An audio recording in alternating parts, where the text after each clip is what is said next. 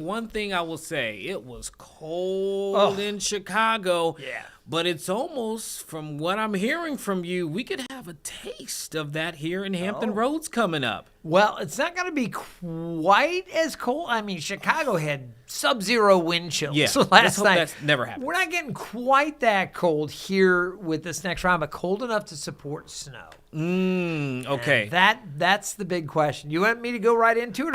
Let's go ahead and time that, because I feel like that is going to be on a lot of people's mind. You're using that four-letter word, and in Daybreak, you said it could be significant potentially. Let's break this down for you. We're going to start off with the lows this morning, and it was pretty chilly down into the teens out around Emporia.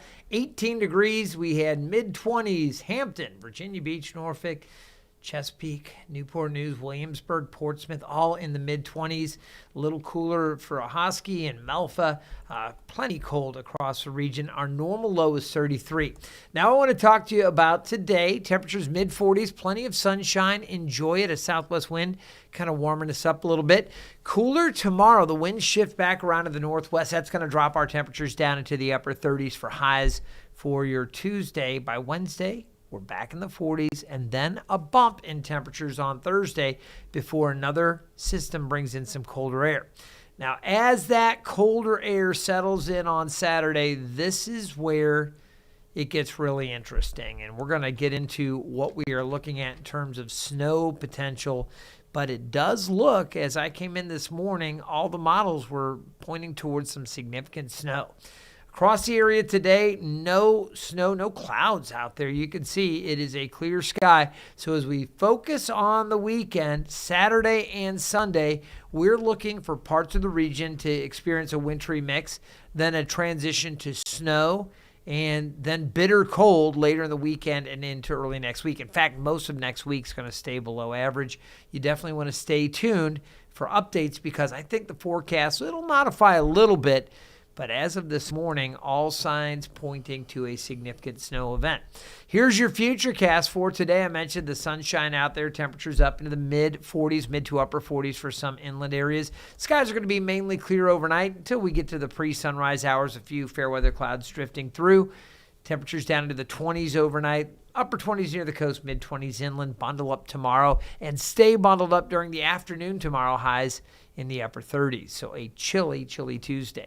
Looking ahead to Wednesday, winds shift back around with the south and southwest wind. Temperatures back into the mid to upper 40s. You ready to talk about this weekend? Let's talk about it. Take a look at the GFS. Now, you guys know, if you watch, Daybreak, or if you watch the Weather Desk, even right here at Live Impact News, we frequently talk about the GFS model and the Euro model. The GFS is the global forecast system. That's the U.S.'s global forecast. Take a look at the model here. You can see some rain chances down to the south on Friday. By Saturday, midday, snow develops across Hampton Roads. Initially, light snow. That area is shaded in pink, indicating some mixed precipitation. And depending on how thick or how shallow the really cold layer is, cold enough to support the freezing precipitation, could be snow, could be some mixed precipitation. We might even see some icing that takes place as we get into the early part of the weekend, especially into North Carolina. As we look ahead, Saturday afternoon and evening, look at that heavier snow filling in for northeast North Carolina down through Raleigh and Charlotte, seeing it for Hampton Roads all the way up to the Maryland state line there. Lighter amounts for Maryland and Delaware, but for our viewing area, moderate snow to heavier snow Saturday evening, and through the overnight into early Sunday, more snow tapering off during the mid-morning hours after about 9 o'clock or so Sunday morning. Now, that's the GFS, and I will tell you that model is the quickest to move it out. Some of the other models keep it around longer. Take a look at the European model. This is the Euro. A lot of you hear that when you watch, various news outlets. You might hear, oh, it's the Euro saying this or that. We talk about the Euro a lot with some of the hurricane forecasts. This is a European global model, and you can see the rain there for Friday evening coming into Saturday. Now, look at this. 6 a.m., still dry in Norfolk, but quicker to produce that snow by 9 o'clock. Widespread snow, light, maybe light to moderate for the peninsula, middle peninsula, eastern shore, heavier snow out to the west. Then our intensity picks up. Look at how it went from that lightest blue to kind of a medium bluish purple color. The darker purples there kind of showing up, indicating heavier snow.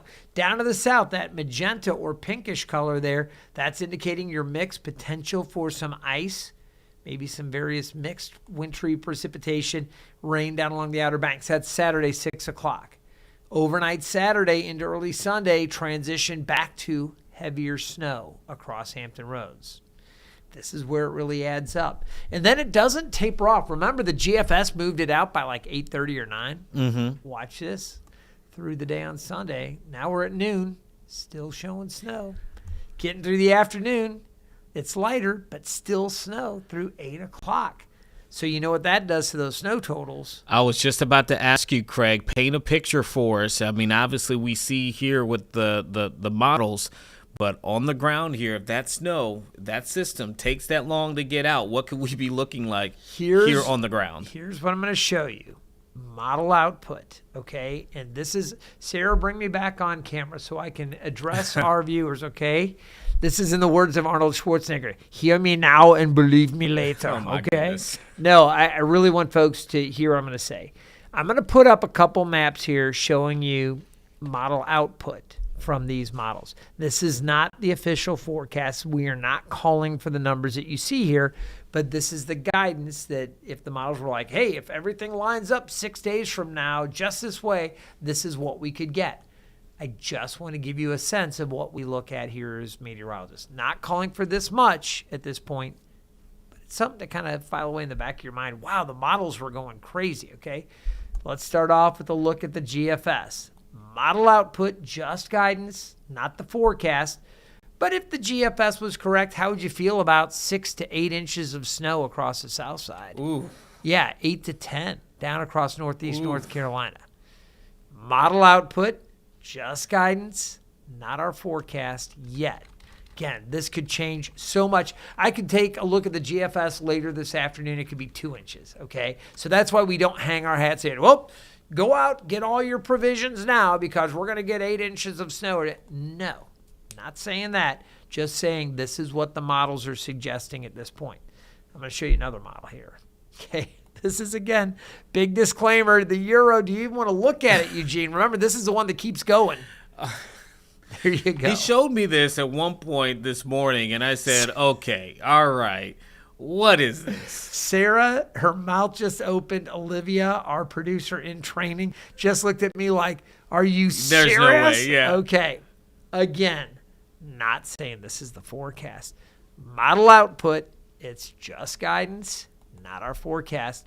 But if the European was correct, if we had enough cold air, if the ground's frozen, if the rain, if the moisture's rich enough, you could conceivably see an output like this. Again, not saying this is what we're going to get. And notice this. This was something Marta pointed out in our traffic center. She said, how could Edenton have 1.9 inches and a Hosky 13.6 right next to each other? Taylor turned to her and said, maybe some mix or some ice in there, knocking down those snow totals. If it's more rain, those numbers could be cut down to nothing, okay? That's why it is so important to not just bite. You have a question? Actually, I have a question. Okay, go ahead.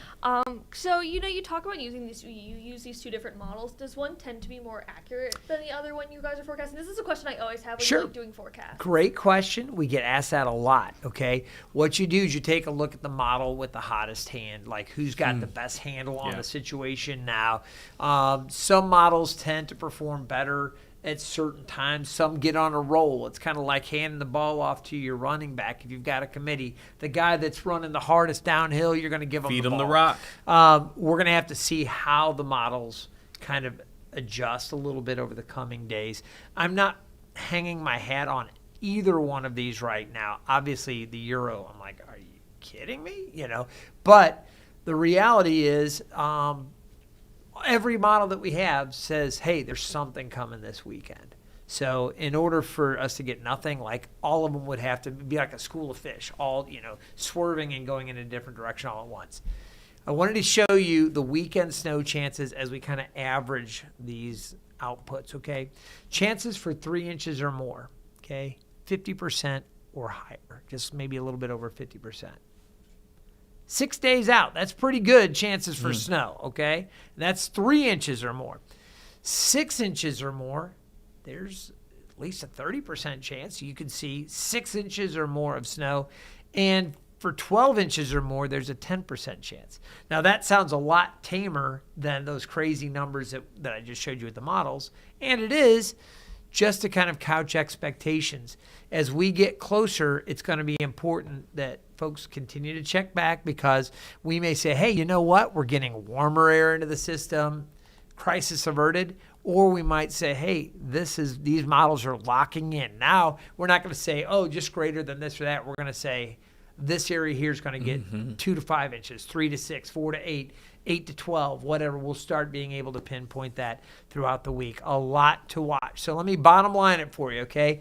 When I came in this morning, every reliable model that we had, the graph, the Canadian model, I didn't even bring up the Canadian model, the GFS, the Euro. I mean, there's all these global models that go out 6 to 7 to 10 days or so, these medium range forecast models. They all were producing some significant weather. There's a new AI model that looks at a bunch of stuff. It was going even more. So, wow. I mean, we'll see how that plays out. But all of this stuff pointing towards a significant storm for the Mid-Atlantic this weekend. You had a question. I almost am afraid to ask this because I think it goes against, the meteorology portion of it. But what is your gut telling you, Craig? What do you think? Based upon what we know so far? So is most likely. Right now, there's an old thing. You guys know my family came from Missouri. Yes. Right? You know what they call Missouri? You know the nickname? It's the show me state. All right.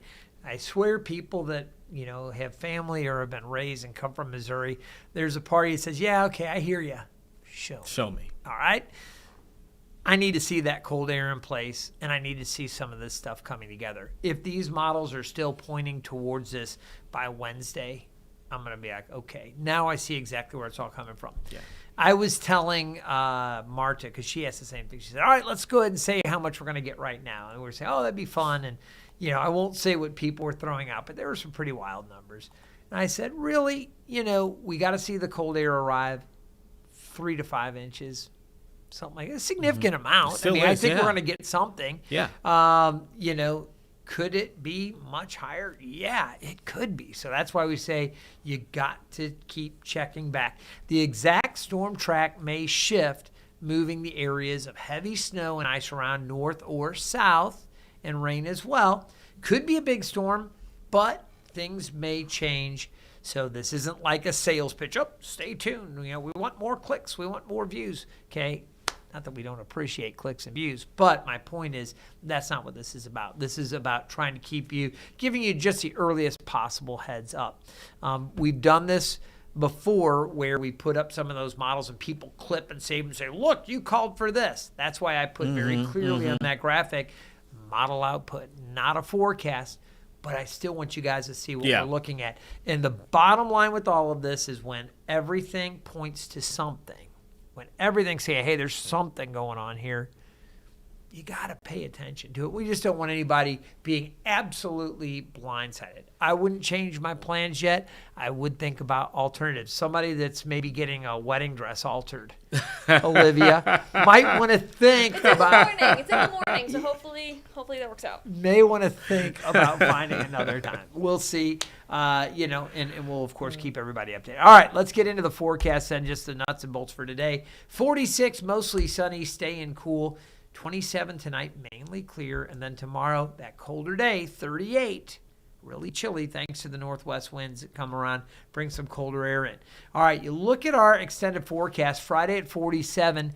Temperatures falling late Friday. Should be in the lower to mid 30s on Saturday. If that temperature's up a little bit and we get more mix, that's instantly going to knock down those totals quite a bit. If it is colder and we have more moisture coming in, that could bump them up. If it's colder and there's not as much moisture, they're going down some more. So again, there's so many moving parts, so many variables. Not trying to panic anybody, just saying, hey, it's a good idea to stay up on the forecast for the weekend, especially if you have any travel plans or have to get out this weekend for anything. Just pay attention, and we'll keep you updated as things change one way or another. And I'm sure they will over the coming 6 days. Yeah, and Craig, a lot of people today will be heading out to either participate in marches or volunteering or things outside because of the holiday for MLK Jr. And so, again, it's kind of going along with that. Not that you maybe need the reminder, but please dress accordingly if you're going to spend a significant time outside. You want to make sure that you protect yourself. Even I think of some cases where I walk out the door, it's cold, but I'm thinking, oh, I'll be okay. The longer I stay out, spend some more time out there. Exactly. So you talk about getting sick and all those kind of things. So just please prepare yourself. Like today, 46, that's a few degrees below average. It's not like crazy cold, and with the sun, it's going to feel okay. But, as Eugene said, just take steps to protect yourself a little bit. And fortunately, Eugene, for any of the outdoor activities, the winds are fairly light, about 5 to 10 miles per hour. Maybe a little breezy right along the water. So if you're going to be near the bay or on the coast, you may want an extra layer. But for the most part, enjoy your Martin Luther King Jr. Day, and we'll see more sunshine, but colder tomorrow. And then we'll worry about the weekend as we get closer to it. Man, that weekend, I'm already thinking through what that means for all of us, too. I know you're going to be extremely busy over the next few days, if you're not already busy enough. This early, though, I kind of wrap my brain around all right, if it's going to happen, come on, bring it on. Let's dance, Mother Nature. Come on, let's go. And Craig, remind me if I'm wrong. Was it around this time last year that we had the major snow event? Yeah, I was trying to remember the exact date. I don't remember the exact date. We can look it up. But yeah, we got a pretty good one last year. But it feels eerily similar to the 23rd. Okay, so coming up on the 23rd. Yeah. Pretty impressive. much a year to the date when we had that those first few major snow events last year. 2025. Well, we were in a snow drought for like 3 years. So to get a little bit more, it's not unheard of. And with more of these wild temperature swings, the potential's always there. Okay. All right. I'll pull out my heavy coat and all that kind of stuff and be ready for this weekend just in case, the boots and all of that jazz. But, Craig, I also got to give you kudos because when you walked in, that was one of the first things you saw. And you was like, hey, we need to be talking about this for the days ahead. And obviously, well, as you said, it's a show me situation, but have a feeling you're probably on to something there. We'll see. And again, just stay tuned. Check back with Taylor at noon, and Tim and Evan will have you covered this afternoon. We'll keep you updated.